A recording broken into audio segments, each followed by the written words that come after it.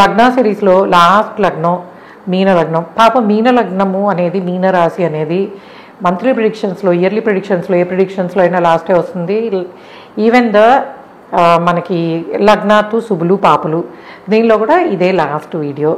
So దీనికి ఎవరు మంచివాళ్ళు అని అంటే, లగ్నాధిపతి దశమాధిపతి అయిన గురువు అత్యంత శుభగ్రహము. ఎందుకు? కేంద్ర కోణాధిపత్యము, 1వ భావము కోణము అండ్ దశమ భావము కేంద్రము. కాబట్టి కేంద్ర కోణాధిపత్యం వచ్చిన గురువు మీకు చాలా మటుకు 100% మంచి చేయడానికి పాసిబిలిటీ అనేది ఉంటుంది. అట్లానే మనకి 70 to 75% కుజుడు కూడా మంచివాడు. మార్కా సెకండ్ లార్డే మార్కా ప్లానెట్ అయినా కూడా భాగ్యాధిపతి అయిన కారణంగా ధనాన్ని ఇచ్చే ప్లానెట్ అయినే కదా. ఈలో ఇప్పుడున్న టైంలో మనకి మనీ ఇచ్చే planets which are very favourable. And అలానే 9th లార్డ్ కూడా. కాబట్టి దగ్గర 80% కుజుడు మంచి చేయడానికి అవకాశం ఉంటుంది. ఈయన కూడా శుభగ్రహమే. ఓకే, నెక్స్ట్ చంద్రుడు అత్యంత శుభగ్రహము. గురువులానే ఈక్వల్ టు గురువు చంద్రుడు 100% శుభగ్రహాలు. ఎందుకంటే హీజ్ రూలింగ్ పంచమాధిపత్యము, 5వ భావాన్ని మాత్రమే రూల్ చేస్తున్న కారణంగా చంద్రుడు కూడా 100% శుభగ్రహం కింద తీసుకోవచ్చు. అయితే ఈ లగ్నానికి పరమ పాపి ఎవరు అంటే బుధుడు.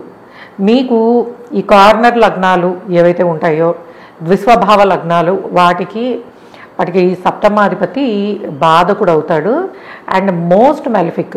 సో కేంద్రాధిపత్య దోషం పట్టిన బుధుడు ఈ లగ్నానికి 100% నెగిటివ్. అంటే ఏదైనా ప్లేస్మెంట్ని బట్టి కొంచెం మంచి చేయొచ్చు, కానీ మోస్ట్లీ ఆయన దశలు అంతర్దశలు చాలా ఇబ్బంది పెట్టే అవకాశం ఉంటుంది. కాబట్టి బుధుడు నంబర్ 1 పాపగ్రహము ఈ లగ్నానికి. అండ్ నంబర్ 2 వచ్చేప్పటికి శుక్రుడు 3, 8 భావాలకి ఆధిపత్యం ఉండి దగ్గర 70% శుక్రుడు పాపి అవుతాడు. సో ఎందుకంటే 3వ భావము పాపస్థానము, 8 న్యూట్రల్.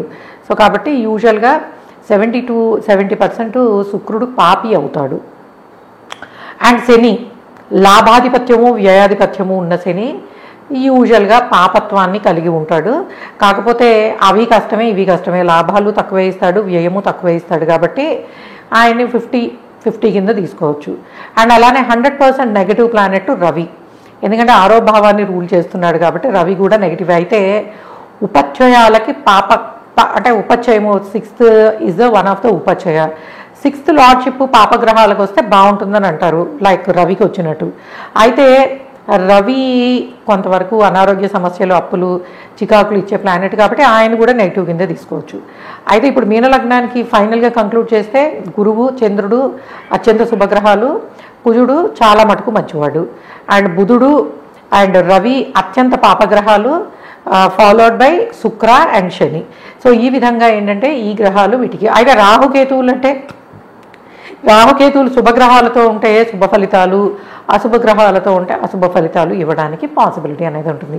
సో ఇది అండ్ మనకి లగ్నానికి పాపులు శుభుల్లో లాస్ట్ వీడియో.